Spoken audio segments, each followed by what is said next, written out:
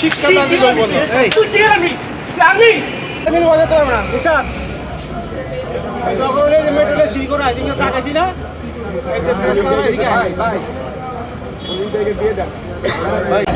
আমার ওয়াইফের ঢাকা মেডিকেল দেখা হয়েছে আমার ওয়াইফ ডাক্তার দেখা গেছে উনি কেমন কথা বলতেছে মানে উনি বিদেশে লোক পারে উনি আর্মি পার্সন তা আমার ওয়াইফ মহিলা মানুষ কথা তো মন নরম হয়েছে আমি আমার ইউরোপ যাওয়ার জন্য অনেক বছর ঘুরতেছি আমার কাপটা আমার দোকান আমি ব্যবসা করি সামনে ব্যবসা করি উনি আমার ওয়াইফের সাথে বলছে কি উনি বিদেশ লোক পাঠায় সরকারি লোক পাঠাইব ডাক্তার যারা মিশন দেয় আর্মির লোক আর্মি যারা ডাক্তার উনি ওনাদের সাথে লোক পাঠায় সরকারি হিসাবে সরকারি খরচ সব মাত্র ৭৫,০০০ টাকা লাগবে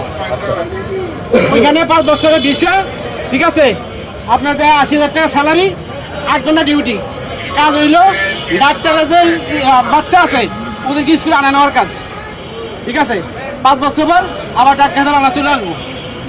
কূটনীতিক পাসপোর্ট বানিয়ে দিব লাল পাসপোর্ট কারা পায় একমাত্র বিএবি পার্সন উনি ওগুলো বুঝাইছে আমার ওয়াইফ নরম মনের মানুষ আমার বলছে উনি আমার ওয়াইফের ফোন করতে বলছে আমি আমার ওয়াইফ কথা নিয়ে অসম সাক্ষাৎ করছি এই যে বলতেছি আমি আমার আমি মতো বলছি দিয়া উনি আমি মতো বলছি দিয়া বাড়ি কোথায়? আমার হোম ডিস্ট্রিক্ট বলো আমি কাপড় ব্যবসা করি আমি প্রশ্ন করি আপনার বাড়ি ভোলা জি কি করে? আমি রেস্টুরেন্ট মাছ সাপ্লাই ব্যবসা করি ঢাকায় কখন আসেন? আগে আমি ২০০৪ থেকে ঢাকায় সাপ্লাই করেন?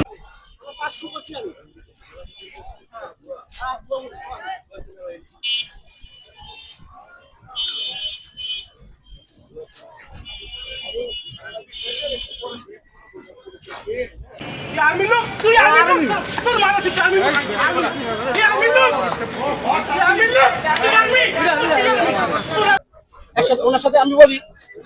ওনার সাথে বলছি আমার ওয়াইফের সাথে ঢাকা মেডিকেল কতদিন গত ১০-১৫ দিন আমার ওয়াইফ ওনার সাথে পরিচয় আপনার দরকার কিনা? হ্যাঁ আমার ওয়াইফের পরিচয় ঢাকা মেডিকেল গেছে আমার ডাক্তার দেখাইতে উনি ওইখানে ছিল উনি পাশে বেঞ্চে বসে কথা বলতেছে তারপরে মানে উনি আর্মি পার্সন পরিচয় দিচ্ছে ঠিক আছে এখন আপনার এই ছাড়া আর কি অভিযোগ? আমার অভিযোগ হলো উনি আর্মি পার্সন পরিচয় দিয়া বিদেশে লোক পাঠাবে আর্মি যে ডাক্তাররা মিশন দেয় ওনাদের সাথে সহকারী লোক পাঠাবে আপনাকে প্রস্তাব দিচ্ছে প্রস্তাব দিছে এবং আমার পাঠাতে চাইছে আমি আমার ভাতিজা আপনি অভিযোগ করেন অভিযোগ অনুযায়ী ব্যবস্থা নেবেন। আমার ভাই আমি সাথে কি দাও বলছে না অভিযোগ মিডিয়ার সামনে উনি দায়িত্ব নিয়েছে ওনারা এইখানে বাইলে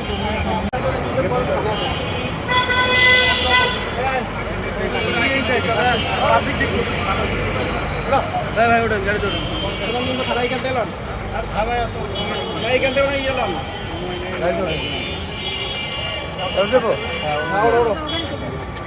আসো বাবা আসো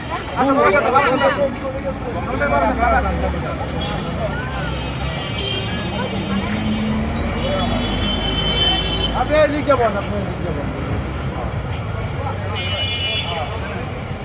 আমার সন্দেহ লাগছে ধরেছি আমি আজকে